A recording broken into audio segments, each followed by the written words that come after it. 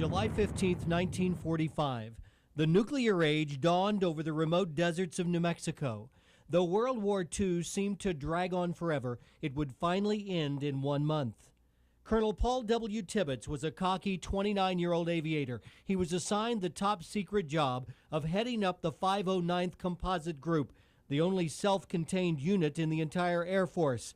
A huge job for a young pilot. But then people started to ask me, why were you picked? I said, I don't know. I just saluted and said, yes, sir, I'll do the job.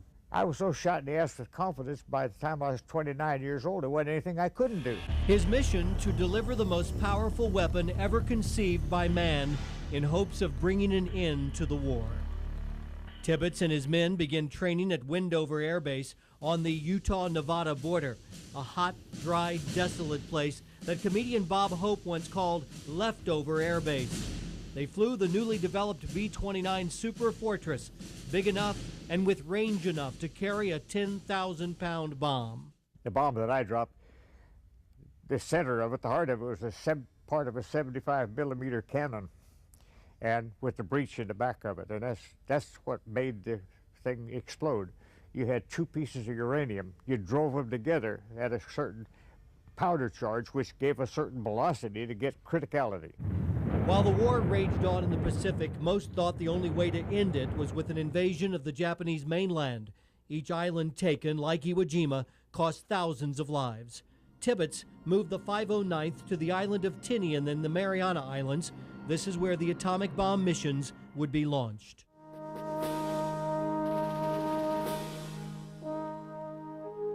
Then came the news that President Franklin Roosevelt had died.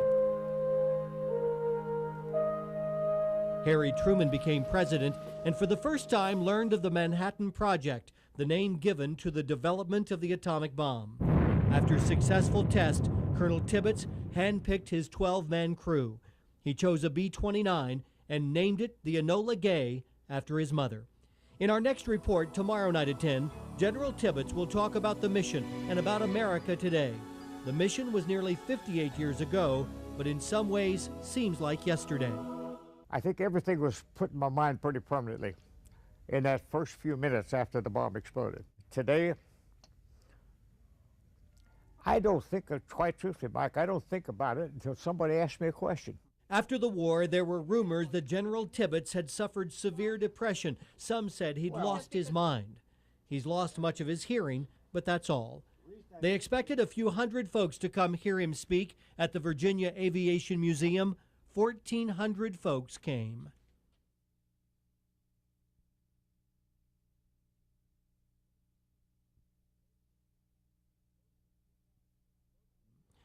Loading a 10,000-pound atomic bomb into a B-29 is a delicate thing. Tests had been done. Scientists had briefed Paul Tibbets and his crew on what to expect, but really no one knew the power, the fury that the bomb called Little Boy would unleash. Tibbets gave a tired wave to cameras. The takeoff would use every inch of North Field on Tinian Island in the early morning hours of August 6th, 1945.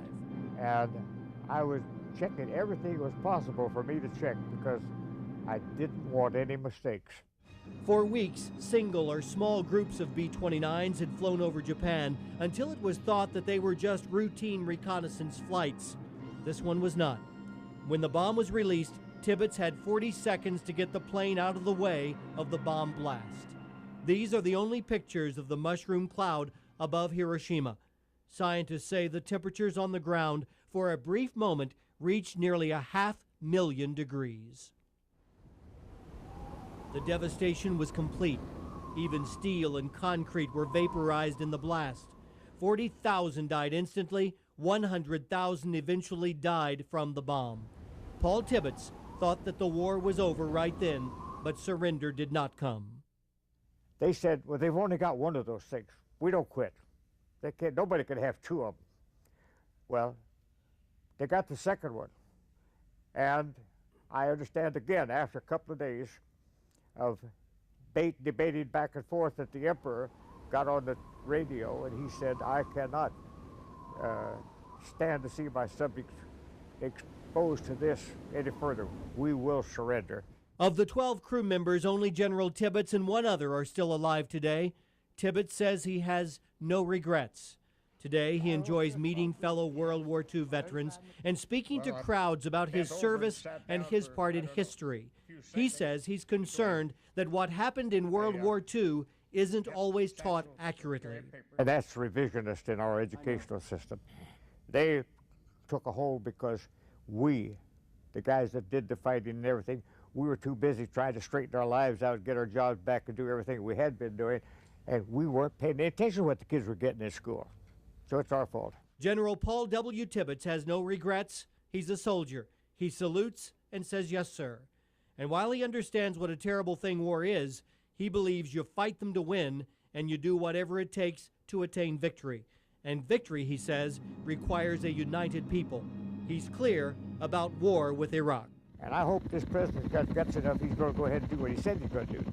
And I hope that he does that with all of the military might we got at our disposal.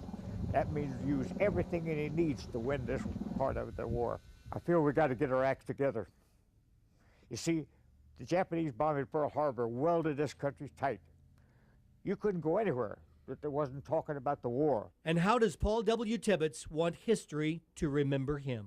The only thing that I care that they say is he was given the job and he did it well.